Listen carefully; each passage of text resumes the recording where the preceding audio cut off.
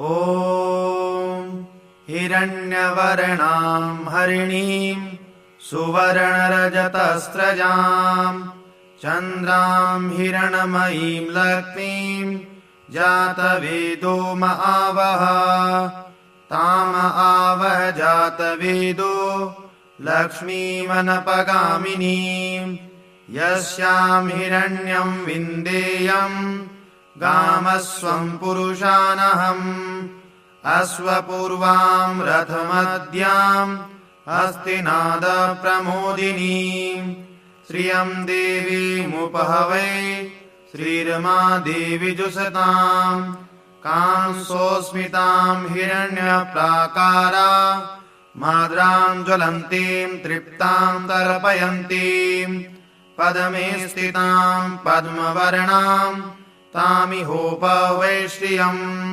चन्द्रां प्रभासां यशसा ज्वलन्तीं श्रियं लोके देवजुष्टामुदारां तां पद्मिनीमीं शरणं प्रपद्ये अलक्ष्मीर्मेणस्य तां त्वां ऋणे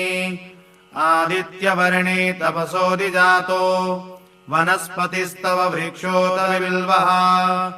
तस्य फलानि तपसानुदन्तु या अन्तरायाश्च बाह्या अलक्ष्मीः उपैतुमां देवसखः कीर्तिश्च मणिना सह प्रादुर्भूतोऽस्मि राष्ट्रेऽस्मिन् कीर्तिमृद्धिं ददातु मे क्षुत्पिपासामलां ज्येष्ठामलक्ष्मीं नाशयाम्यहम् अभूतिमा समृद्धिं च सर्वां निर्णुद मे गृहात् गन्धद्वारां दुराधरसां नित्यपुष्टां करीषिणीम् ईश्वरीं सर्वभूतानां तामिहोपवै श्रियम् मनसः काममाकोतिं वाचा सत्यमसीमहि पशूनां रूपमन्नस्य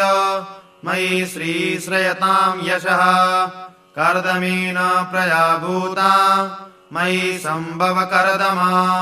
श्रियं वासय मे कुले मातरं पद्ममालिनीम्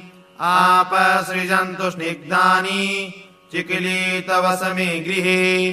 नीचदेवीं मातरं श्रियं वासय मे कुले आर्द्रां पुष्करणीं पुष्टिं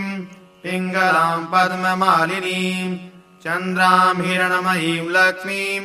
जातवेदो महावः आर्द्रां यः करणीं यष्टिं सुवर्णां हेममालिनीं सूर्यां हिरणमयीं लक्ष्मीं